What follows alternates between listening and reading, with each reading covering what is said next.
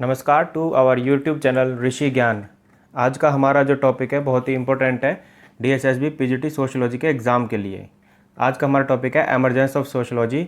देखते हैं इसमें टॉपिक में क्या है। मैं हूं रवीश देव शर्मा। फटाफट से 1 सेकंड के अंदर आप हमारे चैनल को सब्सक्राइब कर लीजिए और बेल आइकन को प्रेस कर दीजिए। हमारे टॉपिक में सबसे पहले आता है इंट्रोडक्शन ऑफ सोशियोलॉजी। ये सब्जेक्ट जो है अप्रोक्सीमेटली 150 ईयर्स ओल्ड है और सोशियोलॉजी जो है एक साइंटिफिक अप्रोच रखता है सोसाइटी के लिए। सोसाइटी का जो संबंध होता है वो व्यक्ति के एग्जिस्टेंस होता है, व्यक्ति के अस्तित्व से होता है। उसके बाद हम देखते हैं कि sociology was earlier discussed in religion, philosophy, history, economics, political subjects inclusively. यानी कि सोशियोलॉजी को पहले एक सेपरेट सब्जेक्ट की तरह नहीं देखा जाता था। वो अलग अलग धार्मिक पुस्तकों के माध्यम से, दार्शनिक पुस्तकों के माध्यम से, ऐतिहासिक, अर्थशास्त्र और राजनीतिक सब्जेक्ट्स के साथ में इंक्लूसिवली पढ़ा जाता था, उनके साथ में मिला करके पढ़ा जाता था। इसका जो फैलाव था वो हम देखते हैं कि भारत, चाइना, अरब, ग्रीस और रोम जैसे अनेकों देशों में ये फैला हुआ था। उसमें अलग अलग ढंग से, अलग अलग रूपों में इसके बारे में पढ़ा जाता था। कुछ मैं यहाँ पे थिंकर्स के नाम जरूर बताऊंगा, जैसे कि आपके भारत में मनु हो गए, कौटिल्य हो गए, विदुर हो गए, तो इनकी नीतियाँ हम पढ़ते हैं। उसके बाद में कुछ विदेशी विद्वान हैं जैसे कन्फ्यूशियस, प्लेटो, अरस्तु। तो इन्होंने भी अपने अपने जो बुक्स इन्होंने लिखी हैं उनके अंदर में सोशियोलॉजी के बारे में या सोसाइटी के बारे में काफ़ी कुछ एक्सप्लेन किया है। कुछ पॉइंट्स मैं प्लेटो के बारे में यहाँ पे बताऊंगा कि according to Plato person behave according to his society written in his book Republic. उन्होंने एक बुक रिपब्लिक लिखी है जिसके अंदर उन्होंने बताया है कि जो व्यक्ति होता है वो वही कार्य करता है, उसका व्यवहार वैसे हो जाता है जैसा कि उसको समाज बचपन से सिखाता है। समाज के माध्यम से, परिवार के माध्यम से, सोसाइटी के माध्यम से वो जैसे जैसे सीखता है वैसे उसका व्यवहार बड़े होते होते सामने रिफ्लेक्ट होना शुरू हो जाता है। दूसरा उन्होंने बताया कि society is like a human body. एक मानव शरीर की तरह, मानव की तरह होती है सोसाइटी की संरचना। जैसे जिस प्रकार से एक शरीर के अंदर अलग अलग जो अंग होते हैं वो एक दूसरे के साथ में जुड़े हुए होते हैं और एक दूसरे पर निर्भर करते हैं, उसी प्रकार से सोसाइटी भी एक ह्यूमन बॉडी की तरह ही काम करती है। उसके विभिन्न अंग एक दूसरे से संबंध होते हैं। Plato was against to the gender differences and promote education. उसने बताया कि शिक्षा के माध्यम से समाज को एक दिशा दी जा सकती है, तथा उसने ये बताया कि जो लिंग भेद के आधार पर असमानता के सिद्धांत को उन्होंने अस्वीकार कर दिया था। उनके अनुसार स्त्री एवं पुरुषों के गुणों तथा सामर्थ्य में विशेष अंतर नहीं होता है। उनके गुणों के अनुसार उन्हें पुरुष के समान ही शिक्षा का प्रशिक्षण मिलना चाहिए। आगे देखते हैं। अब हम बात करेंगे एमरजेंस ऑफ सोशियोलॉजी। हमारे टॉपिक का सबसे महत्वपूर्ण आज का टॉपिक हमारा यही है। तो इसको मैंने 4 पार्ट्स में डिवाइड किया है। इन 4 पार्ट्स को हम समझेंगे तो हम समझ पाएंगे कि एमरजेंस ऑफ सोशियोलॉजी का टॉपिक क्या कहता है। तो सबसे पहला हमारा जो टॉपिक आता है वो है हमारा इकोनॉमिक रिवॉल्यूशन। इकोनॉमिक रिवॉल्यूशन को हम देखेंगे तो हम देख पाते हैं कि 1450 से लेकर के सन 1800 ईस्वी के बीच में बहुत बड़ा वाणिज्यिक क्रांति जो है वो यूरोप के अंदर आई थी, जिसमें हम देख सकते हैं कि पुर्तगाल, स्पेन, हॉलैंड, इंग्लैंड और भी अन्य जो यूरोप की कंट्रीज थी उनमें बहुत तेज़ी से वाणिज्यिक रूप से परिवर्तन हो रहे थे, जिसमें हम ये कह सकते हैं कि एक मध्यम वर्ग जो थी वो उसका उभरना शुरू हो गया था और उनके हाथों में सत्ता पहुंच गई थी। बहुत सारे व्यापारी, बैंकर, जहाज मालिक, पूंजी निवेशक, इनका जो आधिपत्य था वो सामने समाज में दिखाई देने लगा था। 16वीं शताब्दी के में नियमित कुछ कंपनियां जो है वो अस्तित्व में आई थी जो कि रेगुलर थी, और 17वीं शताब्दी में चार्टर्ड कंपनियां बनी जिनको कि अपने अपने व्यापार का एकाधिकार मिल चुका था। हम ये कह सकते हैं कि उस समय पे सांकेतिक मुद्रा यानी कि न्यू पेपर करेंसी जो है उस समय पे चलन में आ चुकी थी और उसका जो चलन था वो लगातार बढ़ता जा रहा था। तो ये कुछ टॉपिक हैं, पॉइंट्स हैं हमारे वाणिज्यिक क्रांति से संबंधित, इकोनॉमिक रिवॉल्यूशन से संबंधित। दूसरा एक बहुत बड़ा महत्वपूर्ण एक जो विषय था वो था साइंटिफिक रिवॉल्यूशन, यानी कि उस समय पे वैज्ञानिक क्रांति भी बहुत तेजी से हो रही थी। उसके कुछ एग्जाम्पल्स मैं बताना चाहूँगा, जैसे कि कॉपरनिकस ने एक हेलियोसेंट्रिक थ्योरी दी थी जिसके हिसाब से पहली बार यूरोप के अंदर ये विचार आया कि सूर्य केंद्र में रहता है और बाकी जो ग्रह हैं वो उसके चारों तरफ चक्कर लगाते हैं।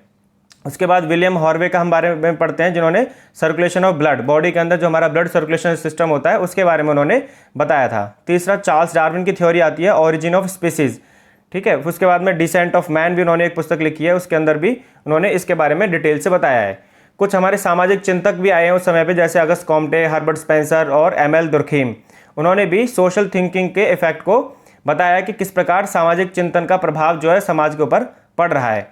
उसके बाद हम देखते हैं कि हर्बर्ट स्पेंसर ने चार्ल्स डार्विन की थ्योरी को सामाजिक सिद्धांतों पर लागू किया है और उन्होंने बताया कि जो सोसाइटी होती है, समाज का भी जो निम्न अवस्था से उच्च अवस्था की ओर विकास होता है, जिस प्रकार से अलग अलग स्पीसीज का विकास हुआ है। तो हाँ, यहाँ पे लिखा हुआ है, हम ये देख सकते हैं society develops from lower stages to higher stages. तो ये दो बहुत महत्वपूर्ण परिवर्तन हम देख रहे हैं यहाँ पे, एक इकोनॉमिक रिवॉल्यूशन, दूसरा साइंटिफिक रिवॉल्यूशन। तो ये दो एक रिवॉल्यूशन जो वहाँ के सोसाइटी के अंदर जो देखने को मिल रहे थे, उसकी वजह से लोगों में एक प्रकार की बौद्धिक क्रांति जो थी वो पैदा हो रही थी।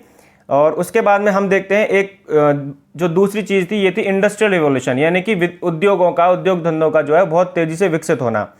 तो इसकी जो शुरुआत हुई है हम जानते हैं 1760 में ब्रिटेन में इसकी शुरुआत हुई थी। और वहाँ पे अनेकों अनेक फैक्ट्रियों का उदय हुआ, अनेकों अनेकों बिजनेस, छोटे बड़े बहुत सारे धंधे जो है वो शुरू हुए थे।